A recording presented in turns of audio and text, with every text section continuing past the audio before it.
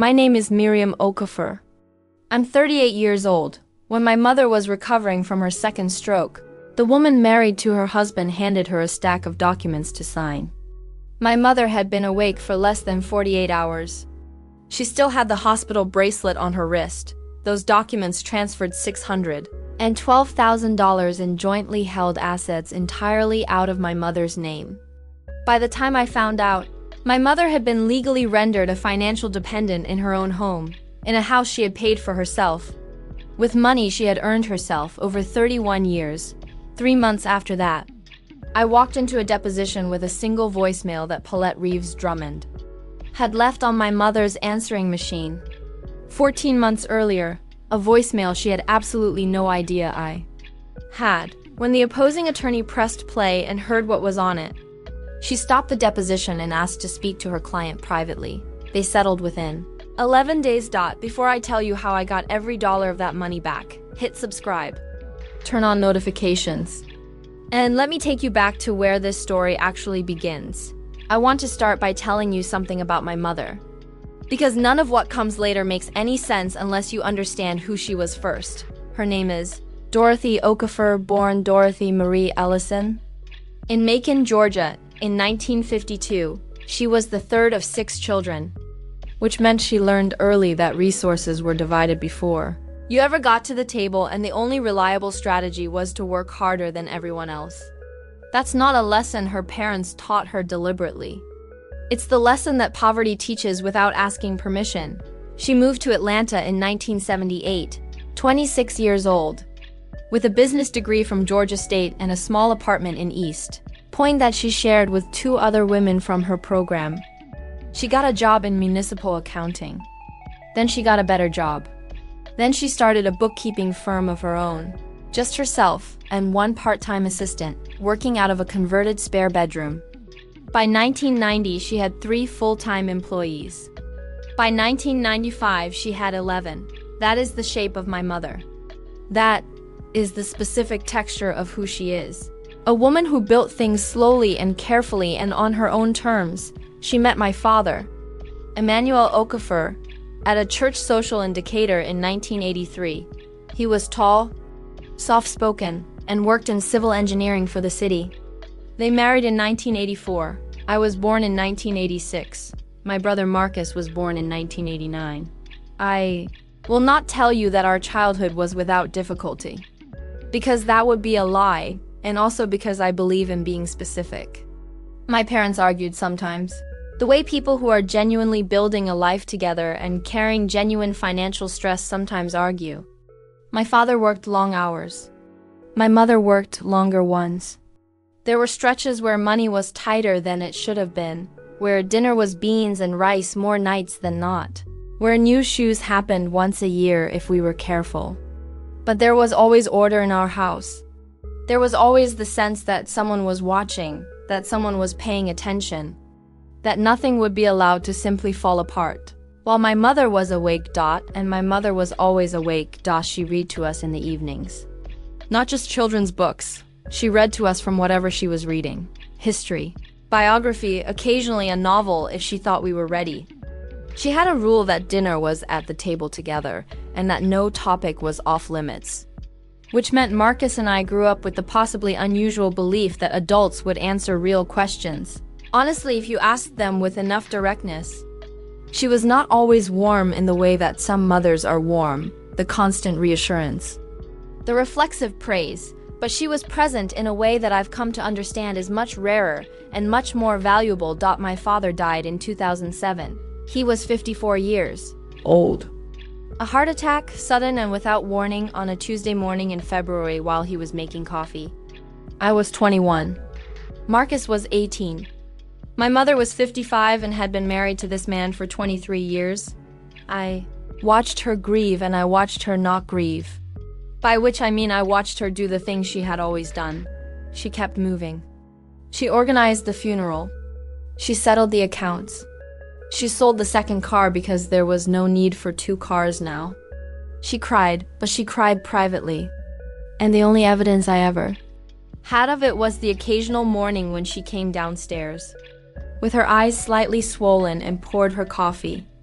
Without looking at either of us directly, she waited 3 years before she started dating again. I want to be specific about that too, because I think it matters. She did not rush. She did not look for someone to fill a shape that was missing. She was simply, eventually, willing to be known by someone new. She met Theodore Drummond at a professional association dinner in 2010. He was 62. Recently widowed, a retired contractor who had done well enough to live comfortably without working anymore. He was pleasant, attentive, he laughed easily and listened carefully and asked my mother genuine questions about her business, in a way that suggested he actually wanted to know the answers. They dated for 2 years. They married in 2012. Marcus and I attended the wedding. I will be honest with you. I had no particular feeling about Theodore. He had never been unkind to me or to my brother. He had never overstepped. He was simply there, a presence in my mother's life that made her, at 60 years old, genuinely happy. That seemed like enough. I was living in Savannah at that point, where I had completed my nursing degree and taken a position at Memorial Health. I came home to Atlanta maybe 6 or 7 times a year. I called my mother every Sunday without exception. We spoke about her business, about Marcus, about local politics, about whatever book she was reading. Theodore would sometimes say hello if he was nearby. He was always polite. This is the world as it existed. Clearly and without complication before Paulette. Theodore's son from his first marriage was named Derek Drummond. He was 44 when his father married my mother, and he lived in Savannah, which I mention only because it is the specific, slightly uncomfortable coincidence that meant Derek and I occasionally crossed paths at community events before any of this began. And I had always found him to be, at best, unremarkable. He worked in real estate. He drove an expensive truck.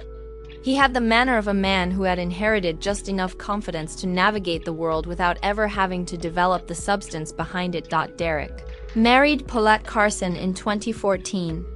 2 years after his father married my mother, I met Paulette for the first time at a family 4th of July gathering at my mother's house in Cascade Heights in 2014. She was 41. She had straight dark hair cut to her chin, and she was wearing white linen pants and coral blouse that I remember noticing because it was the kind of outfit that communicates a specific intention, the intention of being noticed as someone who has made careful choices. She was pretty in a way that was clearly attended to. She smiled at me for slightly longer than necessary when we shook hands. "Miriam," she said, "Dorothy talks about you constantly. I feel like I know you." "That's kind," I said. That was the full extent of our first conversation. And I would be lying if I told you that I had any particular reaction to her in that moment beyond a mild, non-specific awareness that she was the kind of person who managed impressions with professional precision. I have since learned to pay much closer attention to that particular feeling. But at the time, I filed it under "she's trying," which is reasonable, and let it go over the next 2 years. Paulette became a consistent presence at family gatherings. She and Derek came to Thanksgiving in 2014 and 2015. They came to my mother's birthday dinner in both years. I was in Savannah, so I saw them perhaps 4 or 5 times in total during this period. And what I can tell you about those encounters is that Paulette was, consistently, excellent at being liked. She complimented my mother specifically and with detail. Not the vague, "you look wonderful" of a person making noise, but the pointed, "Dorothy, I've been thinking about what you said last month about the Buckhead project. And I looked it up and you were completely right," of a person who does homework. She brought things to the house. Good wine, a plant that my mother actually wanted, a specific cookbook she had mentioned she was looking for. She remembered names of people in my mother's stories. She asked follow-up questions. My mother, who had an extremely sophisticated radar for flattery and almost no patience for it, responded to Paulette with what I can only describe as cautious warmth. She didn't open up to her the way she opened up to people she had known for decades. But she wasn't cold either. "She works very hard to be charming," my mother said to me on the phone in early 2016. I don't know if that's a flaw or just a skill. What does your gut say? I asked, a pause. My gut says she's organized in ways I don't fully understand yet. I did not ask her to explain what she meant by that. I should have thought Theodore had a mild heart attack in March 2016. He recovered fully. But his doctor recommended he reduce his stress and handed him a fairly comprehensive list of activities he should moderate or discontinue. Theodore, to his credit, followed this advice with seriousness. He stepped back from a few remaining investments he'd been managing passively, delegated some paperwork, rested more. Paulette began coming around more frequently after that. Not every week, nothing that could be called intrusive. But she would stop by the house to bring meals when she was in the neighborhood, which I later learned was not particularly often, as she and Derek lived in Smyrna, nearly 40 minutes away. She started accompanying Theodore to some of his doctor's appointments when he mentioned that the driving tired him. She offered to help organize the household filing, the insurance documents, the utility accounts, the investment statements, because, as she put it, she had a head for that kind of thing. My mother let her. I want to sit with that for a moment, because I've thought about it many times since. My mother was 64 years old, still running her bookkeeping firm, watching her husband navigate a health scare, managing the ordinary accumulation of a long life. When someone efficient and attentive offered to help with the administrative weight of the household, she said yes. This is not a failure of my mother's intelligence or her judgment. This is what happens when the offer to help is the offer itself. When the gesture is so clean and so reasonable that the thing underneath it doesn't surface until much later. I am going to be as specific with you as I can here, because I think vagueness is the thing that makes these stories feel like they happened to someone else. This happened to someone specific. It happened to my mother. And the way it happened was in pieces, each one small enough to dismiss. The first thing I noticed was in August 2016. When I came home from my mother's birthday, she had always managed her own finances with the kind of confidence that comes from having built them herself. She knew to the dollar what was in every account, what the quarterly distributions on her investments looked like, what her firm's receivables were at any given moment. This was not a personality quirk, it was the operational knowledge of a woman who had spent 30 years keeping other people's books precisely because she knew the cost of not keeping your own. On this particular visit, she mentioned casually, in passing, the way you mention something you've already decided isn't important, that Paulette had helped her consolidate some of the paperwork on the investment accounts. When I asked what that meant, my mother said something vague about it being easier to have things in one place. When I asked which accounts, she wasn't entirely sure. I did not push. I want to be honest about that. I was there for 3 days, we had a birthday dinner to attend and a good bottle of wine to finish, and the conversation moved on. I filed the small uncertainty away and told myself that my mother had been managing her own money since before I was born, and I was not going to become the daughter who second-guessed her. The second thing I noticed was in November of that year. At Thanksgiving, my mother seemed tired in a way that was different from the ordinary tired of a busy woman. Not depleted, something closer to distracted. She kept starting sentences and not finishing them. At one point, she got up from the table and went to the kitchen and stood there for a moment without appearing to remember what she had gone in for. I mentioned it to her gently when we were cleaning up together later that evening. She waved it off, said she'd been having some headaches. Said she was probably overdoing it at work. 3 weeks later, she had her first stroke. It was a small one, what the doctors call a TIA, a transient ischemic attack, but it happened while she was in the car, and she was lucky that she had been idling at a red light and not moving when it occurred. Theodore was home and got to her quickly. She spent 4 days in the hospital and came home with a new set of medications and a recommendation to reduce her workload significantly. I drove up from Savannah the day after it happened. I stayed for 11 days. And during those 11 days, I will tell you what I observed with my own eyes. Paulette came to the house every day. She was helpful. She was efficient.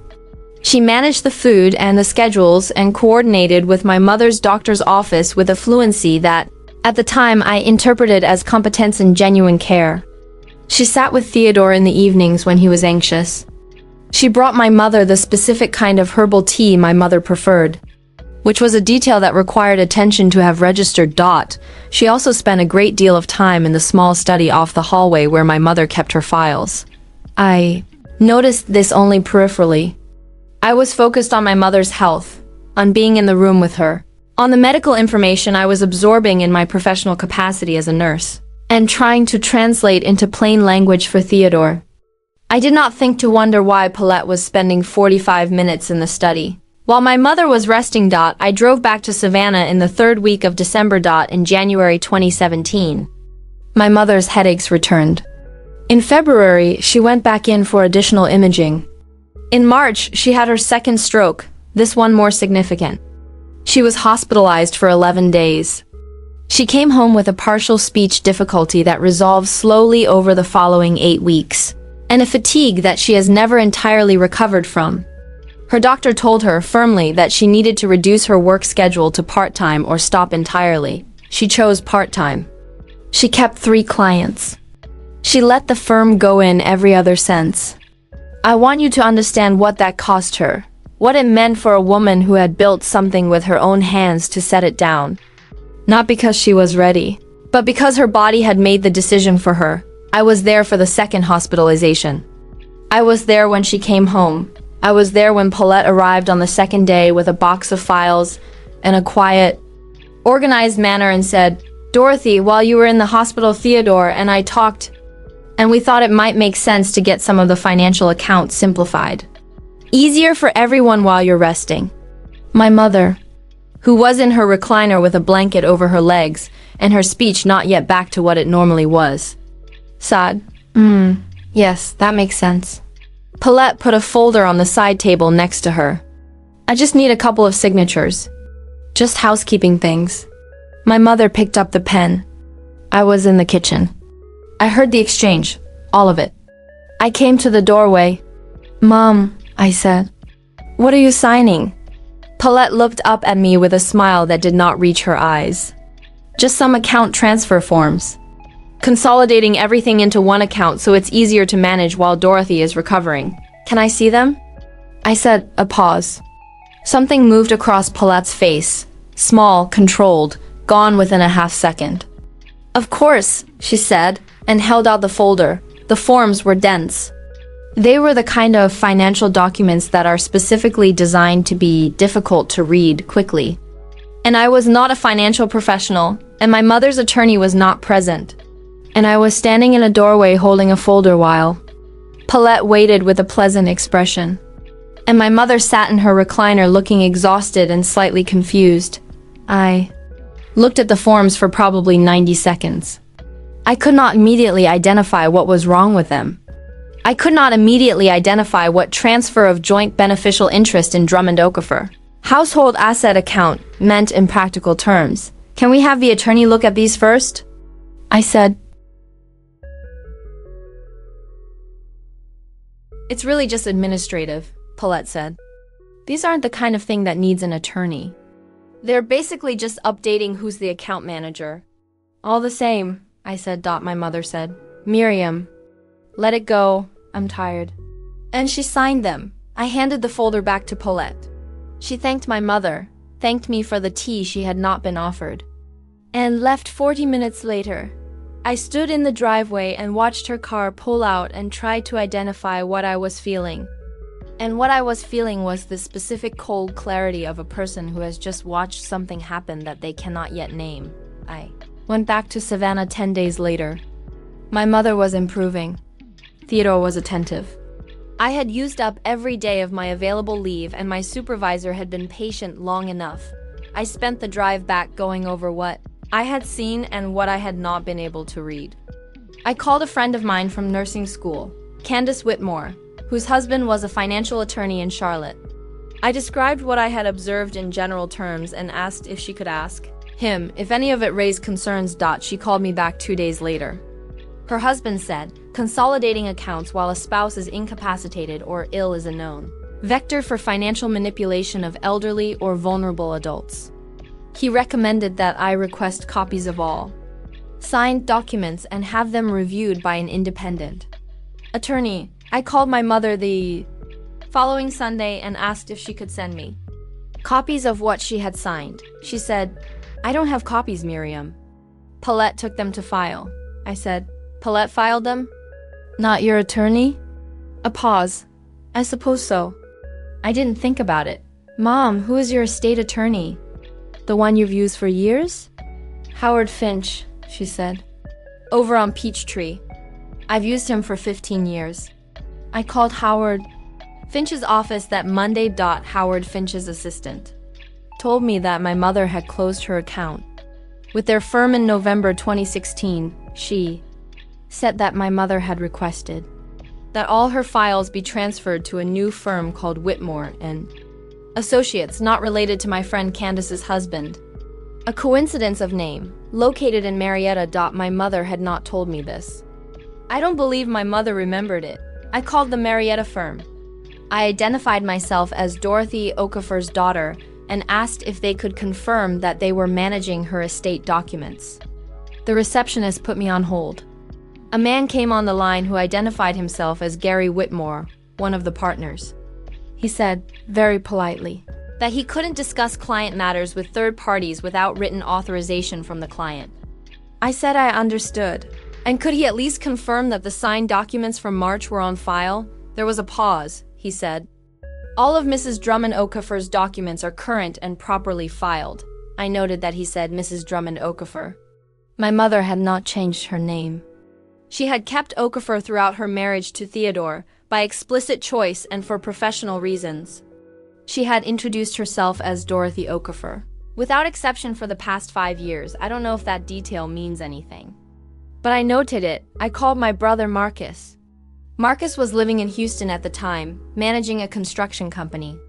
He listened to everything I told him, and then he said the thing that I needed to hear, which was, "You need to get down there and look at her files. She think I'm overreacting." "Let her think it," he said. I drove back to Atlanta the following weekend. I told my mother I wanted to take her for a nice lunch, just the two of us, away from the house, somewhere she could sit and eat well and be fussed over a little. She liked that. Theodore was going to a doctor's appointment with Derek. The house would be quiet. I took my mother to lunch. We spent 2 hours at a restaurant she loved in Buckhead. She was in good spirits, better than I'd seen in weeks. She talked about her 3 remaining clients, about a novel she was reading, about the hydrangeas she wanted to plant in the back garden in the spring. When we came home, I told her I was going to tidy up the study for her while she rested. She said, "Oh, Paulette organized that already." "I know," I said. "I'll just make sure everything's still where you need it." She was asleep in her recliner within 20 minutes. I went into the study. The filing cabinet, the one my mother had kept for years. A 4-drawer lateral unit in dark green, where she had stored every financial document of her life with the precision of the woman who had run a bookkeeping firm, was locked. I had never known it to be locked. I stood there for a moment. Then I went to the small ceramic dish on my mother's desk where she kept miscellaneous keys to the garden shed, a spare house key, keys to a storage unit she no longer had. There were 7 keys in the dish. The third one I tried opened the filing cabinet. Most of the drawers were clean, almost surgical in their organization. Labeled tabs, everything in proper folders, perfectly current. The bottom drawer, which had, for as long as I could remember, contained older documents, tax returns from the 80s and 90s. Original property deeds, my parents' marriage certificate, had been reorganized. The older documents were still there, but they had been pushed to the back of the drawer. And at the front, in a manila folder with no label, was a document I had never seen. It was a 7-page document on the letterhead of Whitmore and Associates in Marietta. It was dated November 12, 2016, before my mother's first stroke. The title, at the top of the first page, read, "Amendment to Jointly Held Asset Trust Agreement, Drummond Okafor Household Trust." I sat down on the floor of the study with the document on my knees and I read every single page. I am a registered nurse, not an attorney. But I have, in my professional life, spent considerable time reading medical documents. insurance documents, consent forms, and the kind of language that is specifically designed to be technically accurate while being practically obscure. I know how to read carefully. I know how to identify what something is actually saying versus what it sounds like it's saying. By page 3 of that document, my hands were trembling. The amendment established a new structure for the trust that held the majority of my mother and Theodore's jointly held assets, their investment portfolio, the equity in the house, and a separate asset account that appeared to contain approximately $612,000. Under the original trust structure, my mother and Theodore each held equal beneficial interest in these assets. Under the amendment, the beneficial interest was restructured. Theodore retained his 50%. But my mother's 50% was placed into a discretionary sub-trust, managed not by my mother, not by Theodore, but by a designated trust administrator. The trust administrator was listed as Paulette Ann Reeves-Drummond. My mother's signature was on page 7. Below her name. In the narrow space where an attorney or notary would typically certify the signing, there was a notary stamp from a notary I did not recognize, a name I could barely read, and a date. The date was November 12, 2016. My mother had her first stroke in November 2016. I checked the calendar on my phone. November 12th was 11 days before she went to the hospital. She had been signing documents 11 days before her first stroke. Documents that transferred effective control of $612,000 into the hands of her stepson's wife. I sat on the floor of that study for a very long time. I did not say anything to my mother that day. I photographed every page of that document with my phone, all 7 pages, plus the notary stamp, plus the cover page. I put the document back exactly as I had found it. I closed the filing cabinet and locked it and put the key back in the ceramic dish and walked out of the study and put the kettle on when my mother woke from her nap. I made her tea and we watched television together for 2 hours. And I stayed the night, and the next morning I drove back to Savannah for 4 days. I did nothing except go to work and come home and sit at my kitchen table with those photographs on my phone and try to construct the shape of what I was looking at. I want to tell you what I felt during those 4 days, because I think it would be easy for you, watching this from outside, to think that what I felt was rage. That's the feeling that makes sense. That's the one that's satisfying. That's the one that has a clear direction and a motor. But what I actually felt was something much harder to describe and much less useful. I felt sorry. I felt sorry for my mother, who had spent 65 years building a life with precision and care, and who had sat in a doctor's office 3 months prior being told to slow down, and who had let someone help her because she was tired and healing and trusting in the ordinary way that people trust when they do not yet have a reason not to. I felt sorry for my mother in the specific way that is almost unbearable, the way where the person hasn't been hurt yet. Not completely, not in the way you can point to, but the machinery of the hurt is already running, and you are the only one who can see it. And then the sorry burned through to the other thing, and I picked up my phone, and I started making calls. The first call was to a probate and estate attorney in Atlanta named Renata Cole, who had been recommended to me by Howard Finch's former assistant when I had explained what I was dealing with. I made an appointment for the following Thursday and drove to Atlanta for the 3rd time in 3 weeks. Renata Cole was in her early 50s. With a precision of manner that I recognized and respected, the kind that develops when a person has spent years in rooms where emotion is useful only when it's deployed strategically, she listened to my entire account without interrupting. She looked at the photographs of the document on my phone, then she said, "The question is whether your mother had capacity at the time of signing." I said, "I can tell you as a medical professional that a TIA often produces cognitive effects in the days preceding it. Confusion, fatigue, difficulty processing complex information." "That's helpful," she said. "But it's not proof. We would need medical testimony. What else would we need? We would need to establish that the amendment wasn't properly disclosed to your mother, that she didn't understand what she was signing. We would need to establish undue influence, which in this context means that Paulette was in a position of trust and used that position to benefit herself. That's doable, but it requires time, documentation, and your mother's cooperation. My mother doesn't know I found any of this. That's a problem, she said. Not unkindly. Just as a fact, I went home that night and called my mother and told her everything. I told her about the document. I told her about the amendment. I told her about the $612,000. There was a very long silence. Then my mother said, "I don't remember signing anything like that." "I know," I said. Another silence. "Miriam, Paulette has been helping us. She's been..." "Mom, I need you to hear me right now. I need you to hear exactly what I'm telling you." She heard me. I knew it by the particular quality of the silence on the other end of the line, the silence of a woman who is allowing herself to know something she has been not knowing. "What do I do?"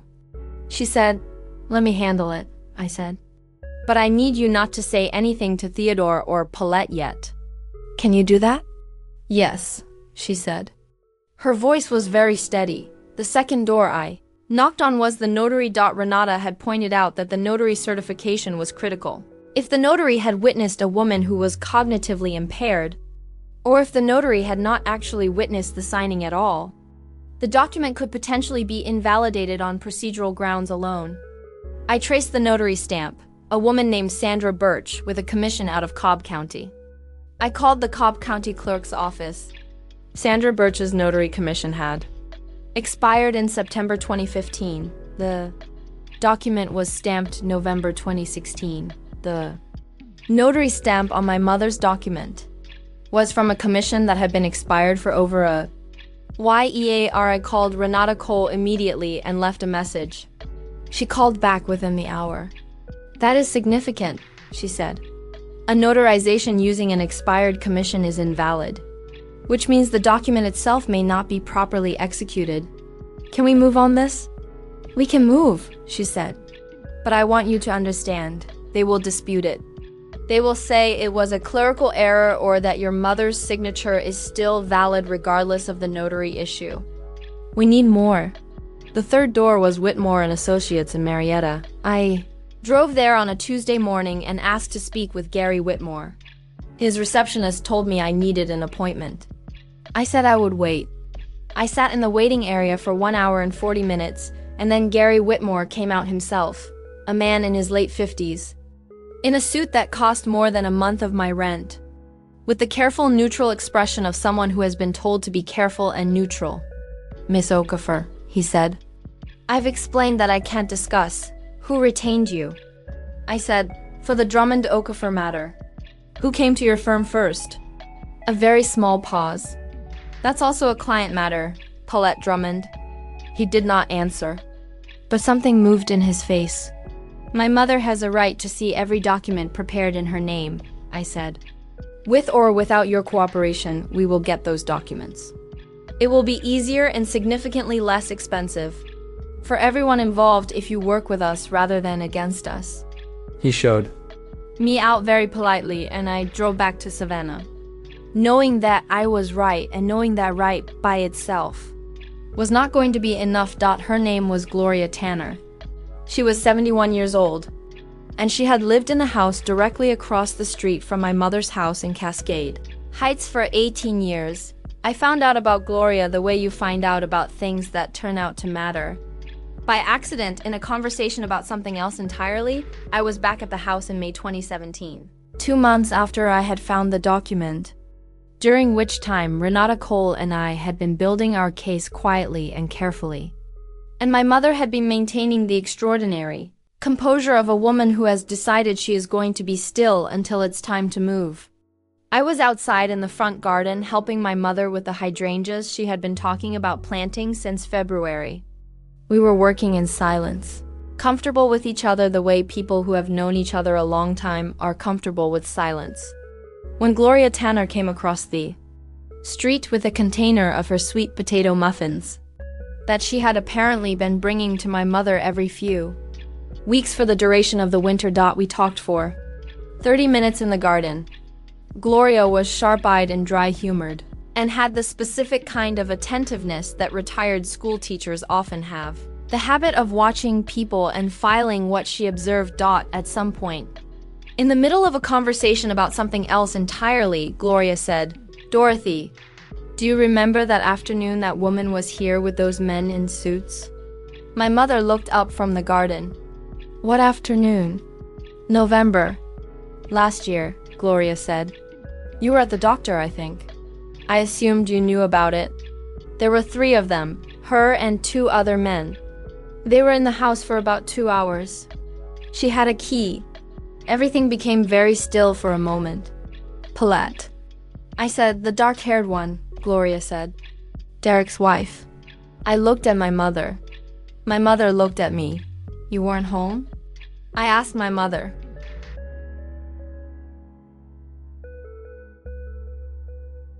I don't. She shook her head slowly. I was at physical therapy. Twice a week, November. I didn't know anyone was in the house. Gloria looked between us with the expression of someone who has just understood that they have said something important. I'm sorry, she said. I would have said something sooner if I'd known. It's all right, my mother said. Her voice was very controlled. After Gloria left, I sat with my mother on the front step for a long time without speaking. Then I asked her, would Gloria be willing to give a statement? You'd have to ask her, my mother said. I asked her that afternoon. Gloria Tanner, retired 9th grade English teacher, sat at her kitchen table and told me in complete, specific sentences exactly what she had seen, the day, the approximate time, the number of people, the fact that Paulette had produced a key to unlock the front door, the fact that 2 of the men had been carrying something, a briefcase and what appeared to be a document case. She told me the approximate duration. She told me she had watched from her front window because she'd had an instinct that something was off and she was not the kind of woman who ignored her instincts. Would you say this in front of an attorney? I asked. Gloria looked at me with a calm, firm certainty that I will remember for the rest of my life. Honey, she said, I've been watching over your mother for 18 years. I would say it in front of anyone. I called Renata Cole from Gloria's driveway. We have a witness, I said. An independent, credible witness who can place Paulette in the house without authorization on a date that corresponds to the document's timeline. A pause. Then, Miriam, this just became a real case. I want to stop here and tell you about one particular Sunday in June 2017, because I have thought about it many times since, and I believe it matters. My mother and I were alone in the house. Theodore had gone to play cards with a man from his church, a standing Sunday engagement he had maintained for years. The weather was warm and easy, the particular quality of a June morning in Atlanta before the real heat arrives, light on the hydrangeas. My mother had finally gotten into the ground. A slow breeze moving the curtains in the kitchen. We made a large breakfast together. Eggs, turkey bacon. The biscuits from a recipe my mother had made on Sunday mornings for as long as I could remember. The kind that required cutting butter into flour with your fingers. The kind that took time and attention and could not be rushed.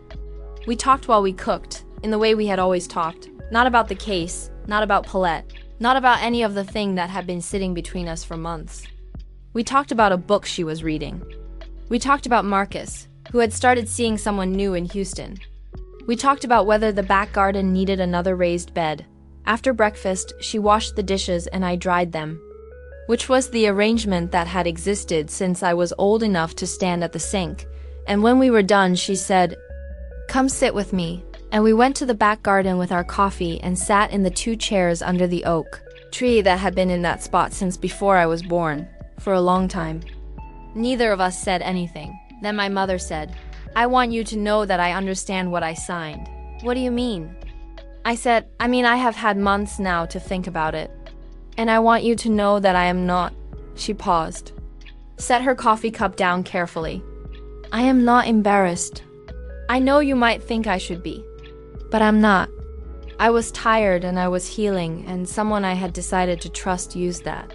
That is not a reflection of my intelligence. It is a reflection of her character. I didn't say anything because I didn't trust my voice in that moment. I also want you to know, she continued, that I am not interested in quietly settling. I'm not interested in a small check and an apology. If what Paulette did was wrong, I want it said clearly, in a room where it has consequences. I looked at her. She was looking at the garden, at the hydrangeas she had planted, which were beginning to show their first color. "I know," I said. "Good," she said. And that was the end of it. I drove back to Savannah that evening knowing that no matter what happened in the legal process, that Sunday was something I would keep. The specific weight of the air, the particular light, my mother in the garden chair with her coffee, not diminished, not afraid, just clear. Just herself. The deposition of Paulette Reeves Drummond was scheduled for September 14th, 2017. In the months between June and September. Renata Cole and her team built the case with a methodical care that I have the deepest respect for. I want to tell you what they found, because the scope of it was larger than I had understood when I first sat on that study floor with the 7-page document on my knees, the $612,000. In the discretionary subtrust was only the first layer. The second layer was the house, when the title records for my mother's house in Cascade Heights were pulled. Renata's team found that in January 2017, during my mother's second hospitalization, when she was in the hospital for 11 days with a significant stroke, a quitclaim deed had been filed with Fulton County that transferred my mother's ownership interest in the house into the same discretionary subtrust. My mother did not remember signing a quitclaim deed. She had no memory of it. The notary on that document was also Sandra Birch, the same expired commission. My mother had been in the hospital with a stroke when that document was supposedly signed. She had not signed it. The signature was a forgery. Renata presented this to me in her office with the careful neutrality of a professional who has learned to deliver large information without inflection. Because inflection takes time, and what the information needs is processing room. I sat with it for a moment. "Can we prove the forgery?" I asked. "We have a handwriting analyst," she said. "And we have the hospital records establishing that your mother was an inpatient on the date that document was signed and dated. Those two things together are going to be very difficult to explain away." The third layer was Theodore. We had, throughout this process, been careful about Theodore. He was in his mid-70s. He had had a heart attack, and we did not know how much he knew. My mother maintained Thatch believed Theodore was largely unaware that his participation in Paulette and Derek's scheme, if he had participated at all, was more passive than active, a kind of old man's incuriosity that allows a particular kind of person to operate in your peripheral vision unquestioned. The financial records told a more complicated story. Derek Drummond had received 2 wire transfers totaling $184,000 from the discretionary subtrust transfers described in the trust records as investment management fees. Derek Drummond was not a licensed investment advisor. He had no professional basis for receiving those fees. The transfers had been authorized by Paulette in her capacity as trust administrator. Theodore had signed the original trust document that gave Paulette the administrator role. Whether he had understood what he was signing, whether he had known the scope of what his son and daughter-in-law intended to do with that authority, that question would be central to the litigation. My mother did not want to destroy her husband. She said this to me clearly and calmly, the same way she said everything clear and calm in this period. "Theodore is not my enemy. He is an old man who probably didn't read carefully and has a son who knew how to use that. I am not interested in punishing him, but I am not going to let his inattention cost me everything I built." Renata told her that Theodore would likely be named in the complaint, but that the primary liability would rest with Paulette as the administrator and with Derek as the beneficiary of the unauthorized transfers. Theodore could potentially be treated as a secondary party if he cooperated and provided a statement. He did cooperate. When Renata reached out to Theodore's personal attorney, not Whitmore and Associates, a separate attorney Theodore had quietly retained when he began to understand the shape of what his son and daughter-in-law had done, Theodore agreed to cooperate fully. He was, by every account, genuinely devastated. I believe he was. I also believe that devastation and culpability are not mutually exclusive, and that believing someone is sorry is not the same as believing the damage they allowed doesn't need to be repaired. that the complaint was filed on August 28, 2017. Breach of fiduciary duty. Financial exploitation of a vulnerable adult. Document fraud. And, in relation to the quitclaim deed, criminal forgery referred to the Fulton County District Attorney's Office, Paulette's attorney filed a response 14 days later claiming the amendment was fully disclosed, that my mother had capacity at the time of signing, and that the transfer of assets was a legitimate estate planning measure. We went to deposition. The deposition was scheduled for September 14th. I had taken the week off work. I was in Atlanta for all of it. I want to tell you about the 3 weeks before the deposition, because those weeks were not the weeks of the law. The law was being handled by Renata and her team with the slow, necessary precision that legal processes require. The 3 weeks before the deposition were something else. They were the weeks in which I had to decide, clearly and without ambiguity, what I was willing to do, because there was a moment, I will tell you this honestly, there was a moment in late August when Paulette's attorney sent a settlement offer through Renata, not directly to us. The offer was for $180,000 out of the $612,000 subtrust. No admission of wrongdoing, no referral to the DA's office to be pursued, and a release of all future claims. Renata presented it to my mother and me together. She said, "I'm presenting this as my professional obligation, not as a recommendation." "What is your recommendation?" my mother asked. "Reject it," Renata said. "It's an insult in numbers. They're offering you less than 30% of what they took, no accountability and immunity from criminal referral.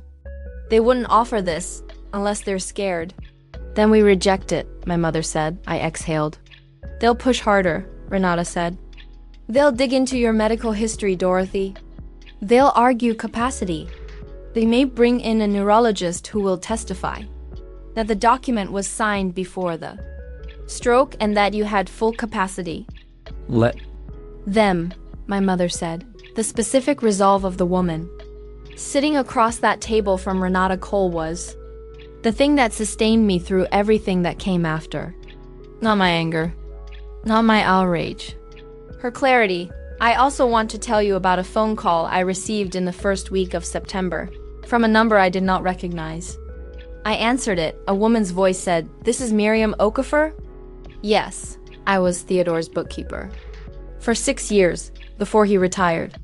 "I left a message with your attorney's office, but I wanted to reach you directly." I stepped outside onto my mother's back porch. "What's your name?" "Patricia Ames," she said. "I keep records. Personal habit.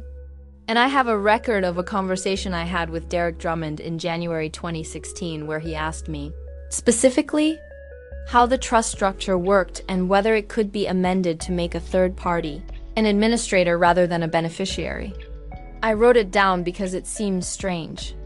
I have the notebook with the date and his exact words. I sat down on the porch step. "Miss Ames," I said, "would you be willing to speak with our attorney?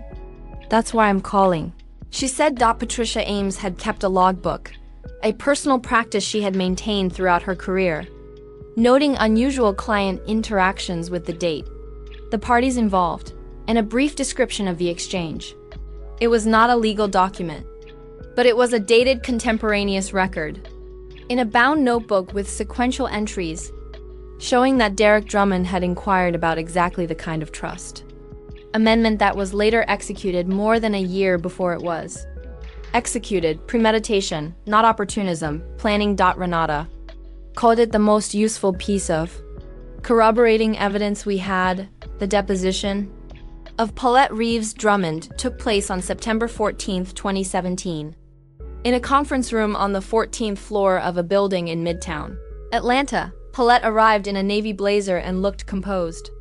She had a specific kind of composure, practiced, surface level, the kind that is designed to project confidence while actually providing very little structural information. Her attorney was a man named Andrew Letts, experienced, with the contained manner of someone who had done this many times. Renata conducted the deposition. She was methodical in the way that I have come to understand good attorneys are methodical. She began with the least threatening questions and worked slowly, carefully, toward the ones that mattered. Paulette answered with a consistency that suggested she had rehearsed. She was cooperative.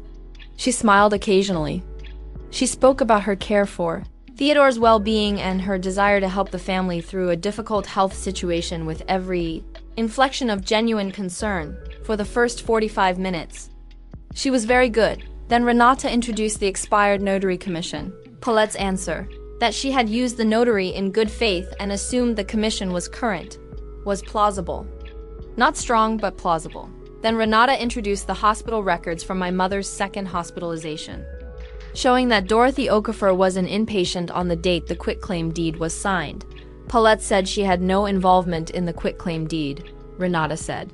The deed was notarized by Sandra Birch, the same notary who executed the trust amendment in November. The deed was prepared by Whitmore and Associates, the same firm that prepared the trust amendment. The deed names the same discretionary sub-trust as the amendment. You're saying you had no involvement? That's correct, Paulette said. You were the trust administrator. That doesn't mean I was involved in every document. Who authorized the preparation of the quitclaim deed? I don't know. You have no record of authorizing it. No, Renata paused. She picked up a document from the table. I'm going to play an audio recording, she said. This is a voicemail, left on Dorothy Okafor's home answering machine on January 3rd, 2017. That date is 12 days before the quitclaim deed was filed. She pressed play. The voice was Paulette's. Clear, conversational. No awareness that she was being kept. Dorothy, it's Paulette.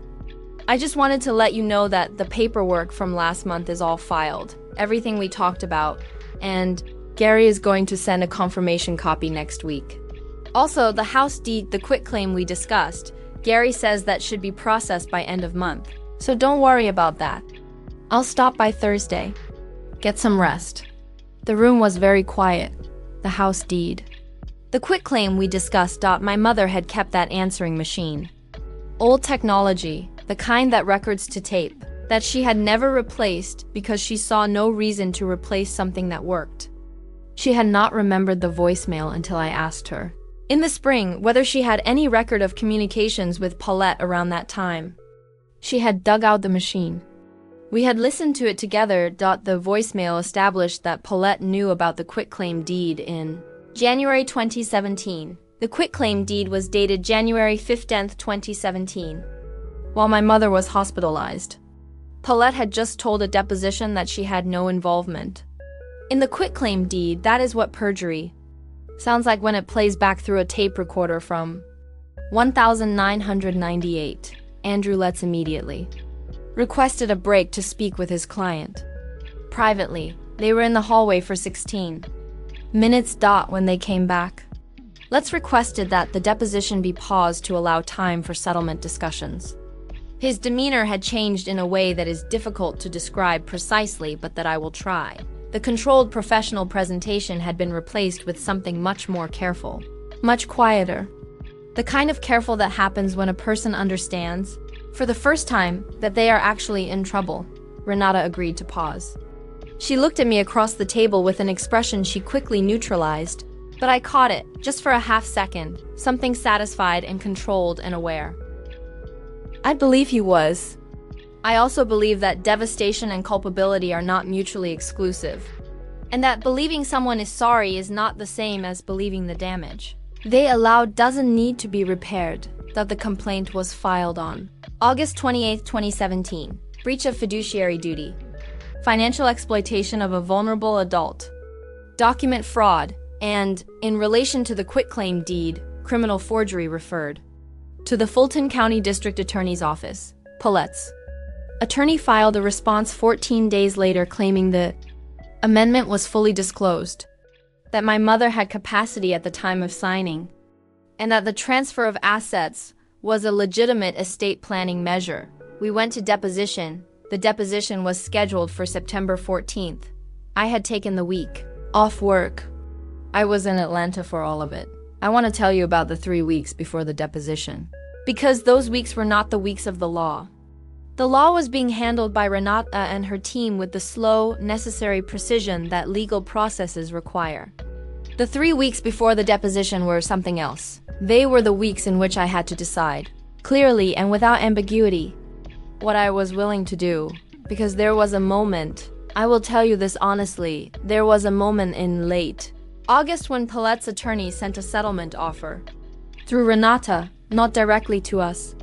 The offer was for $180,000 out of the $612,000 subtrust. No admission of wrongdoing, no referral to the DA's office to be pursued, and a release of all future claims. Renata presented it to my mother and me together.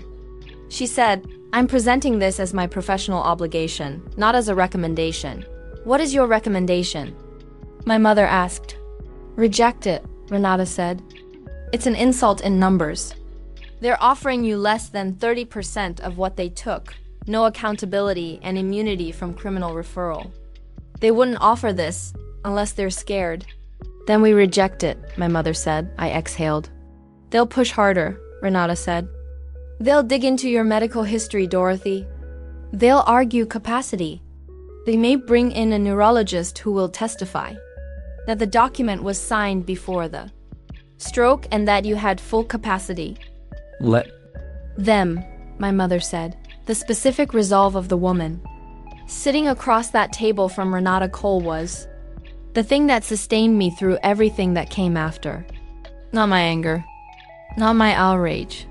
Her clarity. "I also want to tell you about a phone call I received in the first week of September from a number I did not recognize." I answered it. A woman's voice said, "This is Miriam Okafor?" Yes, I was Theodore's bookkeeper for 6 years before he retired. "I left a message with your attorney's office, but I wanted to reach you directly." I stepped outside onto my mother's back porch. "What's your name?" "Patricia Ames," she said. "I keep records. Personal habit. And I have a record of a conversation I had with Derek Drummond in January 2016 where he asked me, specifically, how the trust structure worked and whether it could be amended to make a third party an administrator rather than a beneficiary. I wrote it down because it seemed strange. I have the notebook with the date and his exact words. I sat down on the porch step. "Miss Ames," I said, "would you be willing to speak with our attorney? That's why I'm calling." She said Patricia Ames had kept a logbook, a personal practice she had maintained throughout her career, noting unusual client interactions with the date, the parties involved, and a brief description of the exchange.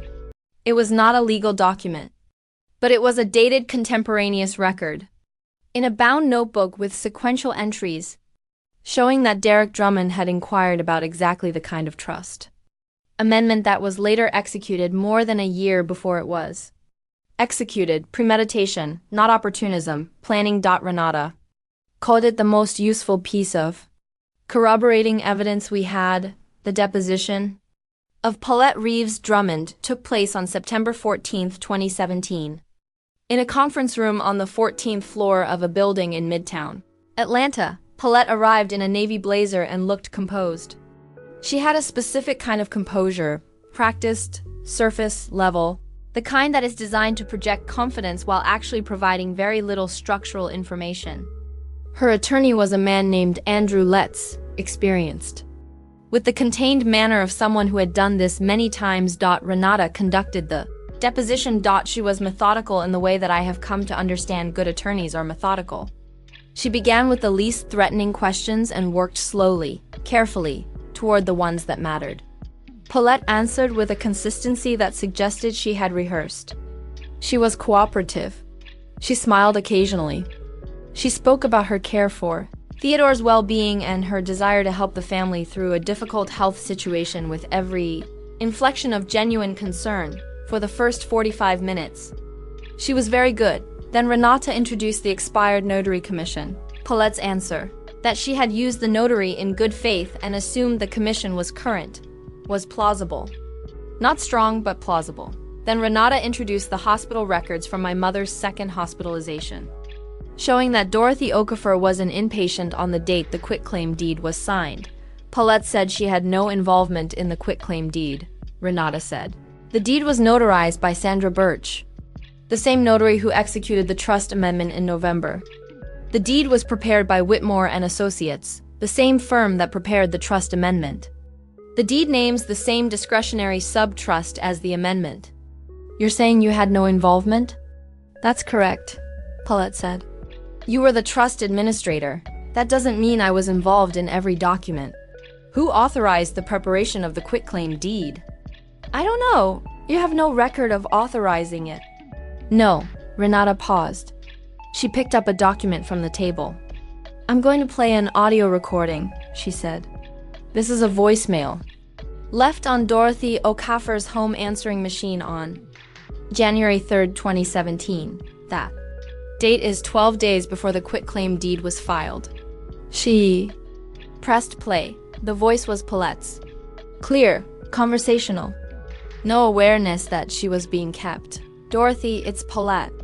I just wanted to let you know that the paperwork from last month is all filed. Everything we talked about. And Gary is going to send a confirmation copy next week.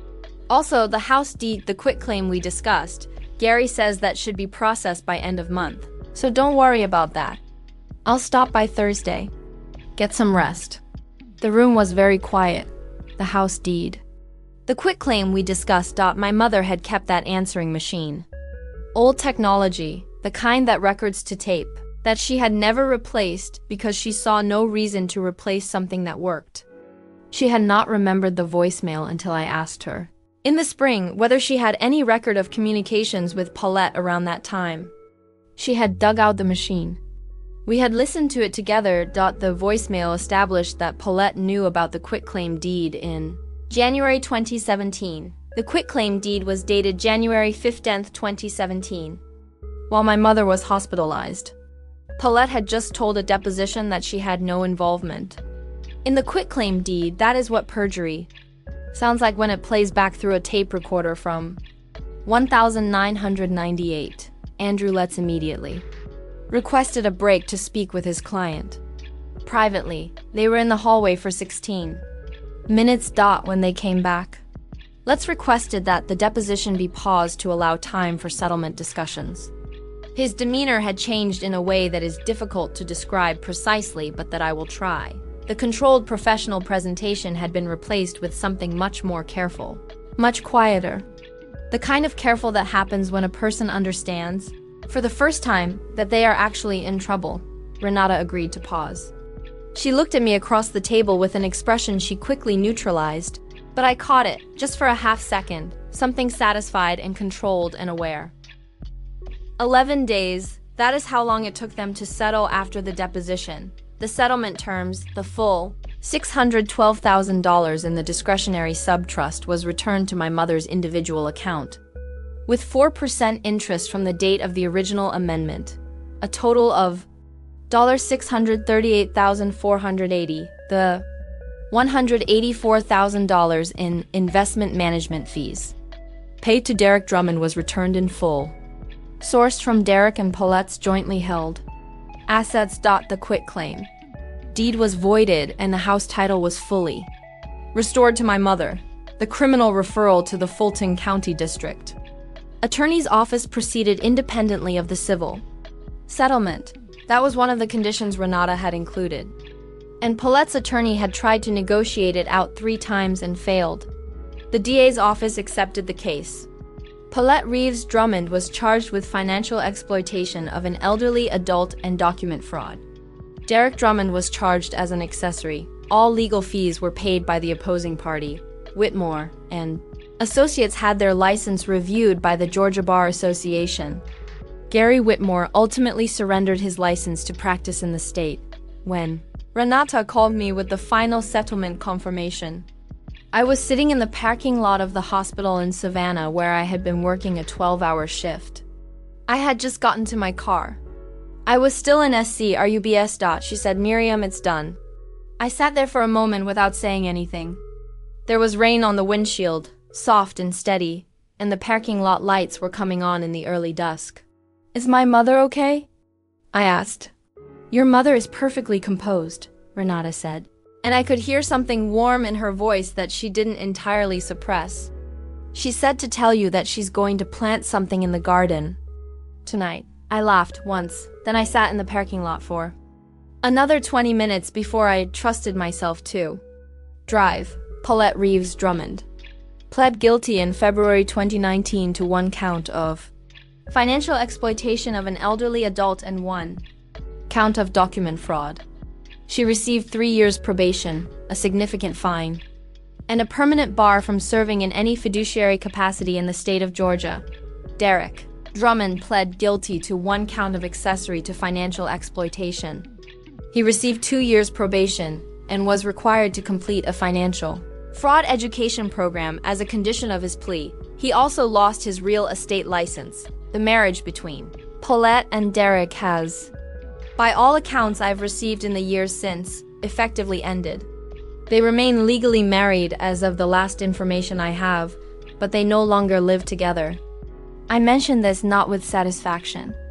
I genuinely have no feeling about their marriage one way or another, but because I think it is relevant that the scheme they built together dismantled the relationship that motivated it. Theodore Drummond cooperated with the investigation and was not charged with any crime. He paid from his own assets a portion of the restitution. He and my mother separated in early 2018. They divorced quietly and without acrimony in the fall of that year. Theodore moved to a retirement community in Roswell. My mother told me once that she didn't hate him. He was careless, she said. Careless with important things. That's its own kind of harm, but it's not the same harm. I think that distinction matters to her, and I have tried to respect it. My mother is 72 now. She has taken on 1 part-time client, by choice because she likes the work and she likes the person. She gardens. She reads. She has gone back to a church she attended for many years and drifted away from during the years of her marriage to Theodore. And she has friends there who are good to her.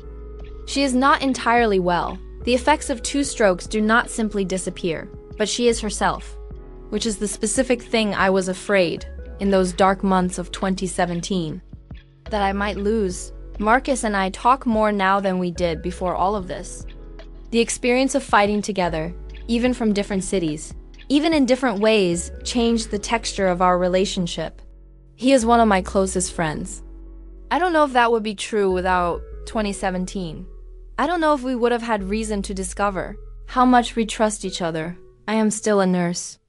I am still in Savannah, though I have transferred to a different unit and taken on some teaching responsibilities at the medical school affiliated with the hospital, which I did not expect to love as much as I do. I am not married. I have a dog named Franklin, who is unreasonably demanding and a source of consistent comfort. I read a lot. I call my mother every Sunday without exception. In the study where I found the document, the green filing cabinet, the small desk, the window that looks into the back garden, my mother has, since all of this ended, kept one thing on the desk that was not there before. It's an answering machine. Not the original one that became evidence and eventually was returned to us, but my mother decided she didn't want it in the house. She bought a new one, same old model she could find on eBay. Same type with the tape cassette inside. She doesn't use it for phone calls. She has a cell phone like everyone else. She keeps the answering machine on the desk as an object. When I asked her why, she said, "Because I want to remember that information is kept in places people don't expect. Because I want to remember that one small careful habit, one small act of keeping, was what made all of this possible." She pressed play on the new machine, which had no messages on it, and the small red light blinked and the tape turned in the empty silence. That is the image I keep from all of this. Not the settlement figure. Not the courtroom. Not even the moment in Renata's conference room when the voicemail played and the room went quiet. I keep my mother at her desk in the late afternoon. The garden light coming through the window. Pressing play on a machine with nothing in it. And listening to the sound of possibility. Before I let you go, I want to say something practical. Because these stories are not useful to you if they're only emotional. If you are watching this, and you have a parent, or a grandparent, or someone you love who is aging or ill, and there is a person in your life, a new partner, a family member you've never been quite sure about, anyone who has begun to offer to help with financial or administrative matters, I need you to hear this clearly. Get copies of everything they sign. Every document. Every transfer form. Every amendment. Copies, in your possession, independent of the person helping. Verify notaries. A notary commission is public record in every state. You can look up whether it is valid in minutes. If your loved one switches attorneys or financial advisors, find out who initiated the switch. Find out who recommended the new firm. Find out who has access to the new firm's files, and keep your answering machine. I mean that both practically and as a metaphor. Keep the things that record. Keep the things that retain. Keep the things that people assume don't matter because they're old and slow and easily overlooked. Those are the things that will save you. My mother built her life over 60 years, carefully and without shortcuts, and someone who had identified her as vulnerable tried to dismantle it in 8 months. They would have succeeded if not for a filing cabinet key in a ceramic dish, a neighbor who kept watching, and a retired bookkeeper who kept a logbook and an answering machine with a tape in it. If any part of this story touches something in your own life, if you've seen this happen, if it's happening right now, if it happened to someone you love, I want to hear about it. Tell me in the comments. I read everyone. If this story helped you, share it. Not because of the numbers, but because somewhere there is someone watching this who needed to hear it, and you are the reason they found it. I'm Miriam. Take care of your people.